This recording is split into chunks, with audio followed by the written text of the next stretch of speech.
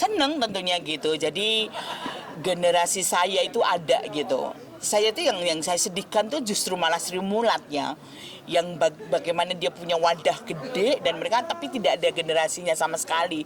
Justru generasinya dari tapi masih ada generasi dari yang lain, itu saya sangat bahagia banget. Jadi komedian itu nggak akan punah gitu, akan terus. Apalagi sekarang mereka tuh tidak malu-malu ya, muda cantik tapi mereka berkomedi. Kalau dulu komedi itu kan tabu banget ya.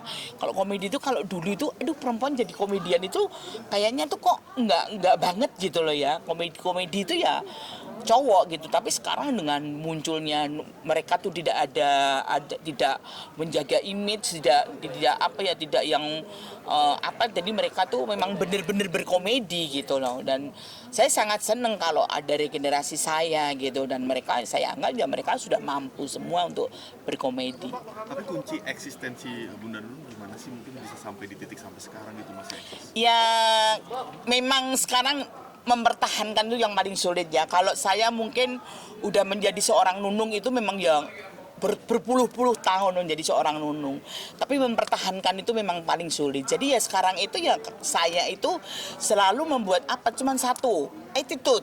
Ya, saat attitude itu sangat penting banget ya buat kita berkarya apa aja ya, mungkin bukan di bidang kesenian aja ya, terus bertanggung jawab ya, terus membuat nyaman. Jadi saya itu selalu ya, kalau yang mereka rasakan ya, mungkin mereka rasakan semua, saya selalu membuat nyaman mereka. Saya bekerja dengan siapa aja, saya selalu membuat mereka nyaman dengan saya gitu. Dan itu memang saya tanamkan dari dulu, dari awal saya muda, saya selalu membuat nyaman mereka. Terus sebelum kita syuting, umpamanya kita ngobrol dulu, saya selalu bertanya. Saya tidak pernah malu meskipun saya udah dibilang senior mereka ya, tapi saya selalu tanya nanti gimana gitu. Dan tapi yang paling itu ya attitude yang harus kita jaga. Terus on time gitu. Nah, Penting itu soalnya. di dunia hiburan kita kan baru kehilangan teman kita. Gimana Bunda Nunung? Saya shock banget ya. Saya shock karena almarhumah itu kan sering banget sharing sama saya ya, dan sama saya tentang penyakit, karena kita sama-sama ada cancer. Ya saya hanya bisa saya juga hanya bisa memberi support waktu itu, memberi semangat, membesarkan hatinya gitu. Pokoknya aku selalu membesarkan hatinya. Kamu harus pokoknya kita diberi apapun, kita diberi sakit apapun harus kita terima. Memang kita terima penyakit itu adalah hal yang sangat sulit sekali. Apalagi yang namanya cancer. Kalau kita udah cancer itu udah kayaknya depan mata itu udah nggak bisa mikir apa-apa. Tapi ternyata memang semua penyakit cancer pun itu bisa sembuh kalau memang kita memang harus mengikuti ya. Tapi kan kalau sebetulnya cancer itu obatnya cuman medis, udah nggak bisa apa-apa. Operasi, kemo, dan yang dilakukan almarhumah mereka sudah kemo sampai beberapa kali, mereka sudah apa, dan dokter selalu bilang bahwa harus happy karena kemo itu nggak ada obatnya. Kalau kita udah kena kemo itu nggak bisa ngelawan obat apapun. Mau dikasih painkiller, mau dikasih apa, nggak akan bisa melawan, dan itu sakit sekali. Saya pikir almarhumah sudah bisa melewati gitu. Saya lihat perkembangan dia bekerja dengan happy, karena memang harus semangat dan harus happy ya. Tapi ya takdir berkata lain, saya nggak ngerti gitu. Saya selalu membesarkan hatinya. Saya selalu bilang bahwa kalau kita medis, kita pikir kita gagal, tapi mujizat itu ada loh. Saya selalu bilang mujizat itu ada. Siapa tahu mujizat itu ada di kamu. Terima kasih mami sambil nangis. Ngobrol di WA, kadang di Facebook, kadang-kadang. Dan memang beberapa bulan itu nggak ada kabar sama sekali. Saya dengar cuman sakit gitu ya, si almarhumah sakit gitu. Aku pikir ya mungkin sakit biasa gitu, karena memang nggak ada beritanya. Memang almarhumah itu tidak mau dia sakit itu diberitakan, dia tidak mau ya. Dia tidak, mungkin nggak mau pengen orang repot mungkin ya gitu. Terus dengar nggak ada, itu bener-bener saya yang shock gitu loh. Saya sampai aduh, tanya ke siapa ini, sampai kayak orang bingung. Sebenarnya kan banyak tanya teman yang harus saya tuh tanya. Cuman bingung, waktu itu saya di Solo, saya baru datang pagi tadi jam 5 subuh dari Solo, karena saya pagi tadi kan ada syuting kan ya, ngulas masalah almarhumah gitu. Jadi saya itu cuman di kamar aja diem, shock banget gitu loh, karena aku pikir almarhum sudah bisa melalui, sudah bisa gitu loh. Mereka happy karena aku sendiri juga begitu gitu loh, happy kerja. Pada saat kita lagi di kemo masih bisa bekerja, padahal kemo itu sakit banget loh mas, sakit banget loh. Tapi almarhumah dengan happynya, dengan apanya, aduh, memang almarhum itu kalau buat aku ya, dia seorang perempuan yang hebat, seorang ibu yang hebat, seorang istri yang sangat taat sama suami. Dan dia apa ya, orangnya periang, ya sudah, mestinya enggak gitu loh. Tapi ya kita kan nggak bisa ngomong apa-apa kalau sudah takdir yang berbicara. Tapi dan Luka ada perjuangan dengan Iya. almarhumah sendiri, selain mau berjuang untuk kesembuhan penyakit, juga berjuang untuk keluarganya juga. Iya. Keluarga mana? Keluarga Berjuang, almarhum. iya. Gimana menurut Kita sama-sama pejuang, keluarga juga kan. Jadi ya itulah tadi, memang almarhumah perempuan hebat gitu loh.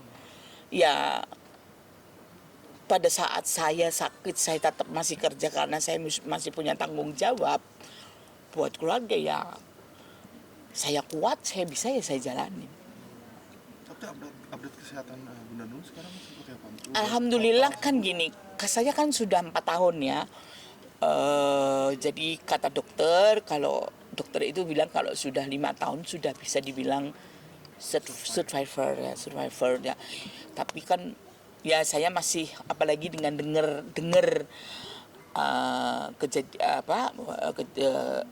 Pak Alfa nggak ada itu, saya shock lagi. Terus terang saya down lagi gitu.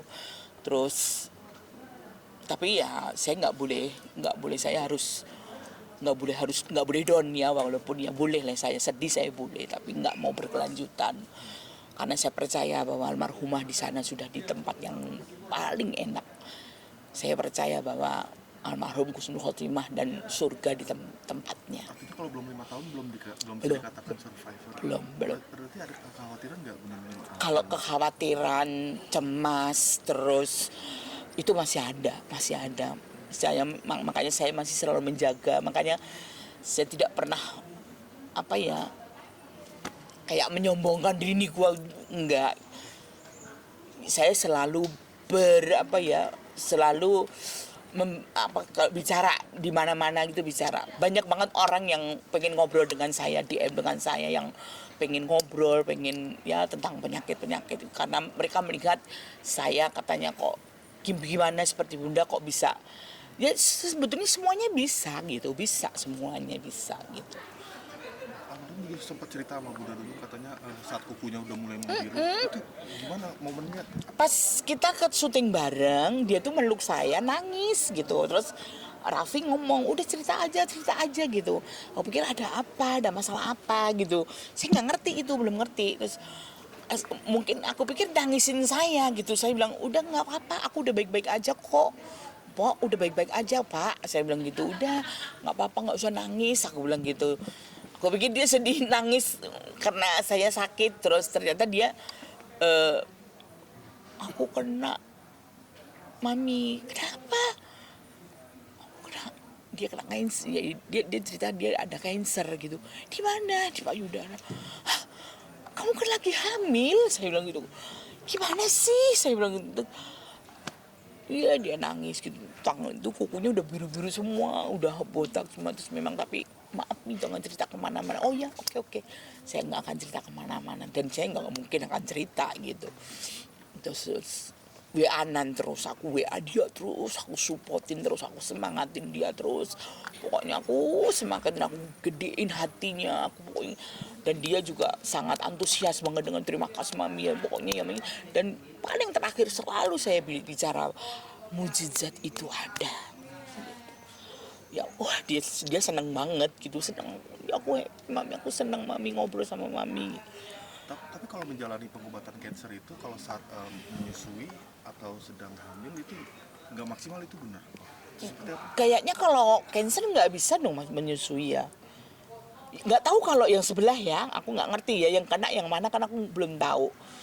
Karena ya memang aku belum pernah menyusui di saat cancer, nggak ngerti. Tapi kalau pas cancer menyusui itu boleh apa enggak aku nggak ngerti ya. Tapi apakah iya kan nggak mungkin ya kalau cancernya. Mungkin kalau cancernya di kiri bisa nyusui di kanan, mungkin bisa, mungkin loh ya. Tapi aku nggak ngerti. Dan yang aku tahu kan di gambar-gambarnya almarhumah kan selalu ngasih susu formula ya gitu. Tapi kalau dia pas menyusuin gitu aku